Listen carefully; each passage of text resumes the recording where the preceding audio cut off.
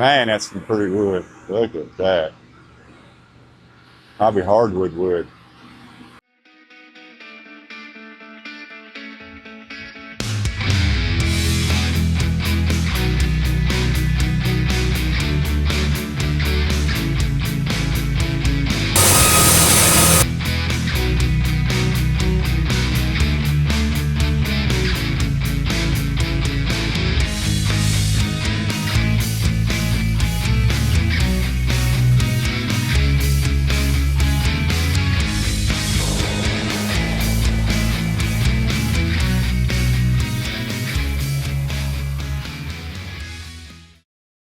So on every wood miser, you have the band wheels, and the bands run on these band wheels. And on the band wheel, it's called a pulley, you'll see this little belt. And it's basically a fancy fan belt. What it does is it provides a gap between the metal and the band, give it a little bit of cushioning. It also acts like a shock absorber. And in the case of this guy, you can see it's basically worn out to the groove. I mean, it's pretty much done. Give him a look. See, this one's been run pretty hard. You can actually see a groove maybe right there. See that lip where it's worn the belt. So I don't know how many hours I've got on this one. It's enough. It's time to replace it. There's a gap here. A lot of people wonder why the belt is loose. It's because if you do get sawdust trapped up here in the groove, right there, the gap, the belt flopping around typically will knock that sawdust loose so it doesn't just pack under here in a big wad. And when that happens, you'll get like a little high spot. If you have a tight fitting belt, then it causes the band to bounce. One thing you should always do when you check your belts is inspect your wheels. You want them to be shiny and clean. You don't want any sawdust built up in them. You can see how polished these are. Now these little holes right here, those are where the manufacturer uses them to take weight out to balance it. But you'll notice how bright and clean it is. It's pretty easy. I mean, they're set up to be a little oversized, so they just kind of fit right on.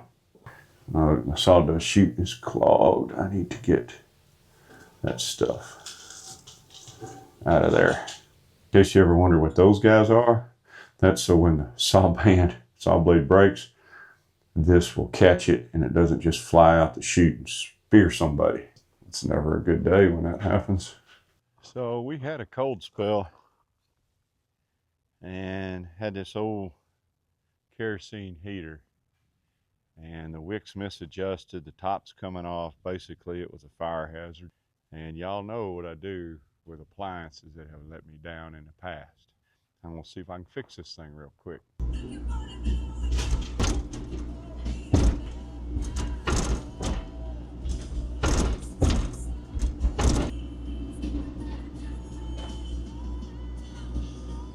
We'll carry it over there to the recycling pile.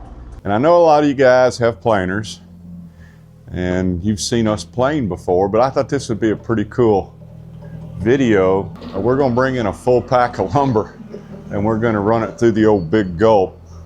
Kind of give you an idea of what we do pretty much every day or every other day. I mean, we produce a lot of wood, but part of what we do is we've got to produce it as hit or miss planed or S2S or nearly S2S. And the only way that we can grade the lumber is we have to plane it. So typically in the industry, the very first planing step is called hit or miss or skip planing. You bring the rough sawn boards in, you don't take it to final thickness, you do the first planing, and you want to get it to a fixed dimension. So typically we'll get it to 15/16.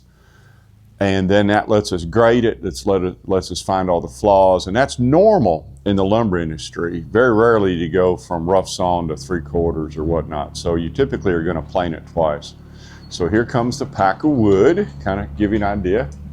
And Martha brings it in on the forklift.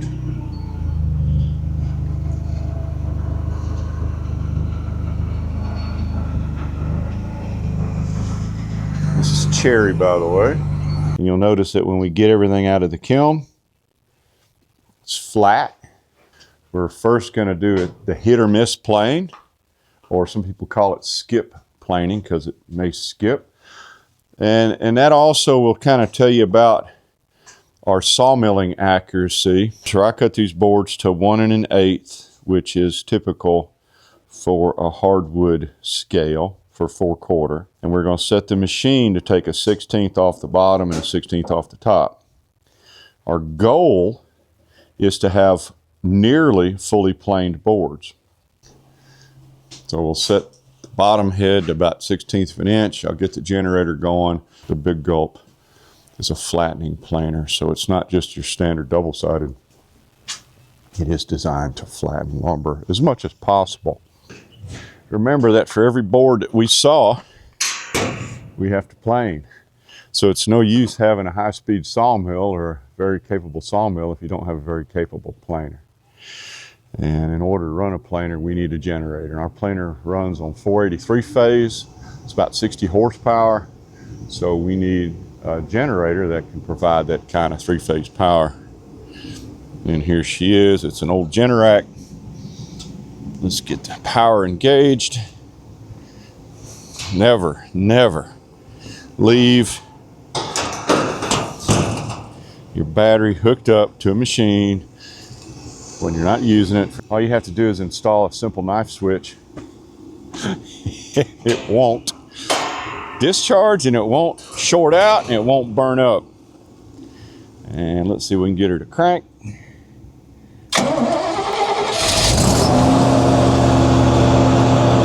So we're going to set the thickness. The machine will take it up and then bring it back down in order to get any slack out of the table. Start the bottom cutter, top cutter, and then the feed rate.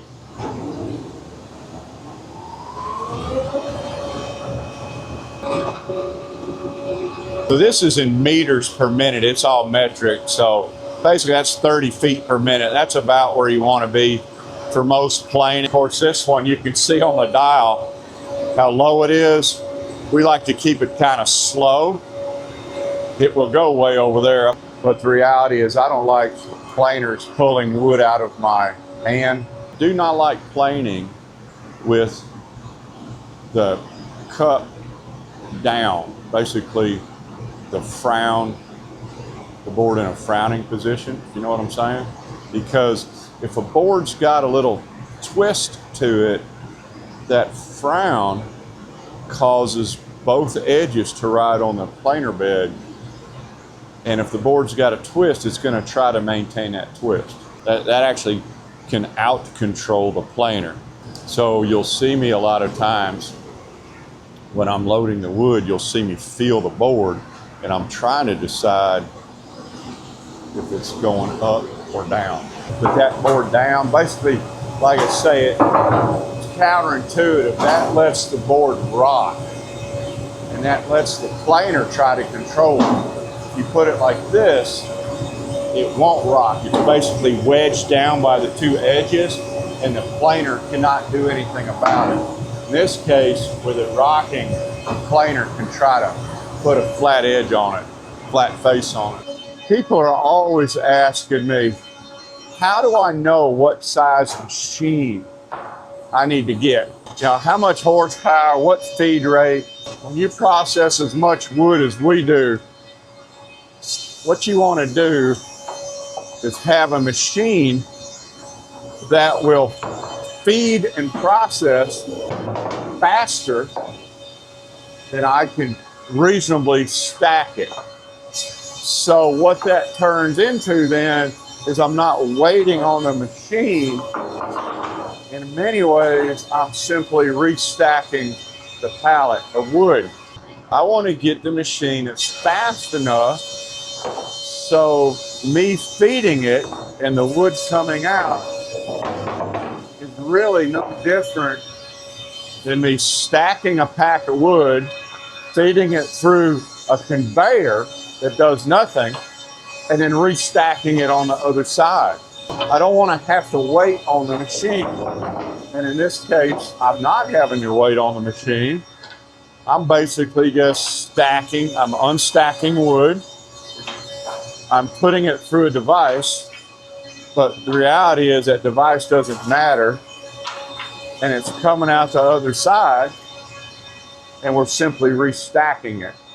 Now, I do have to say I hurt my back the other day, so I'm not really a ball of fire this morning, but you'll notice how I'm not really, I hate to say it, busting my ass to feed this thing.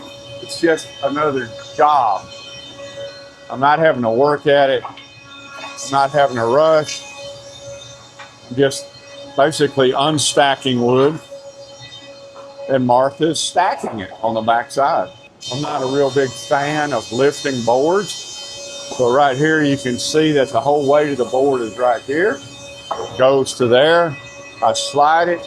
I actually catch it on this corner, pivot it, put it in. I'm not lifting it. I had a buddy who got his hand caught on a splinter and it almost pulled him in before he could get rid of it. I don't do that. You always push from the end too. You never grab the board, or the board may try to grab you. I don't even like bending down, especially when my back hurt a little bit. So I'm gonna fire up the forklift. We'll raise this pack of wood right about there and let gravity help me. Now, it kind of wants to feed down because this is where gravity. So look, it basically slides down. I'm more guiding it than lifting it. Now, you guys see us use our forklift all the time, and I tell people we really resisted getting a true forklift because we never saw the need. But let me tell you what, that thing is pivotal to our operation. If it died tomorrow, we would have a new one tomorrow because it's that good. Just to allow me to raise this pack of wood up so I'm not having to lift these boards makes all the difference in the world. Imagine them down there, me having to lift them up and slide them versus me just sliding them, pivoting, pulling it down.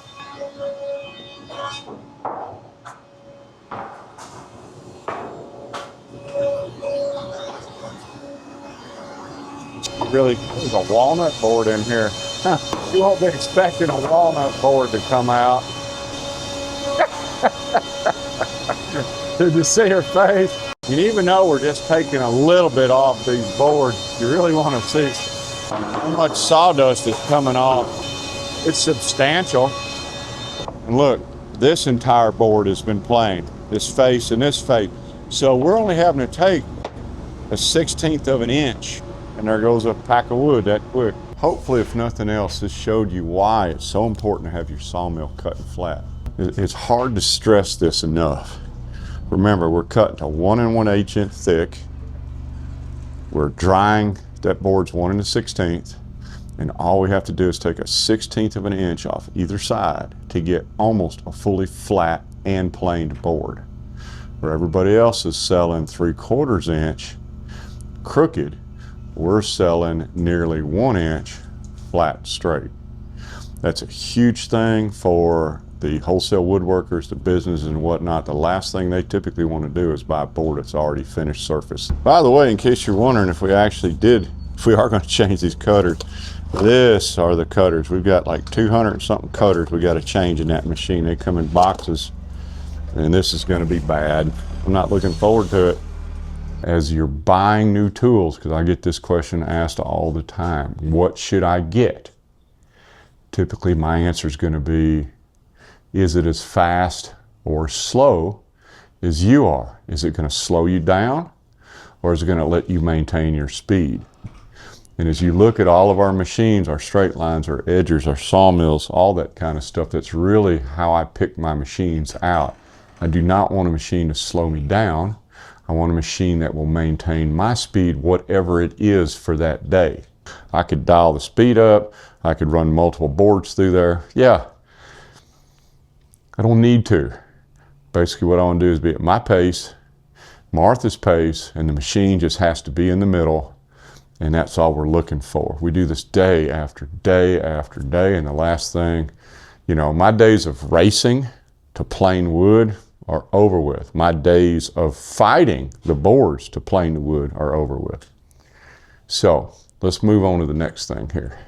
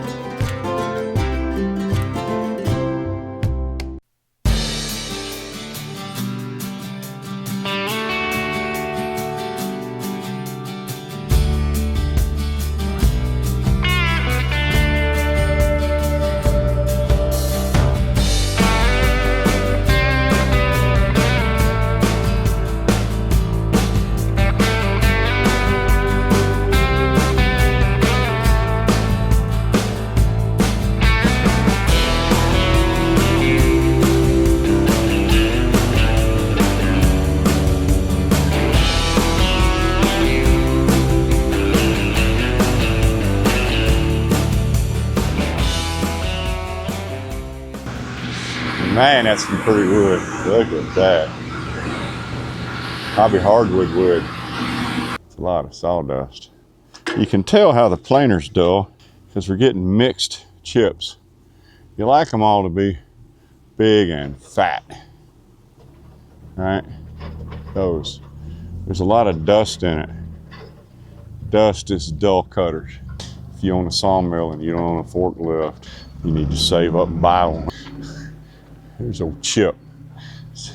He's in the shade mostly, behind a stack of wood. He's watching us. And that's Gus, the stunt double down there. He's upset that he wasn't part of the movie. I'm not much into planing. I'm just gonna lay here. He's got his head in the sun and his body in the shade. Is that like what a movie star would do or what? In case you're wondering, those forks are what they're called lumber tips. They're polished in the front. They're like little daggers. They're really good for getting under stuff, splitting packs, all kinds of neat stuff. And there we go.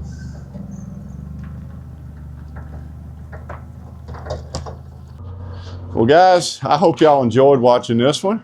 Kind of threw a variety of stuff at you. Take this glove off. Somebody might mistake me for Michael Jackson if I don't take that glove off. Main thing is, if you're going to run a sawmill business, don't skimp on your equipment. It needs to be able to keep up with you, and it needs to help you go at the same speed you would normally go and sweat less. I don't know if that makes sense, but that's kind of the moral of this video session. Work as fast, sweat less, relax, and we will see all you guys next week. Y'all have a good one. Thanks for visiting our sawmill. Click on the links above to see more of our videos.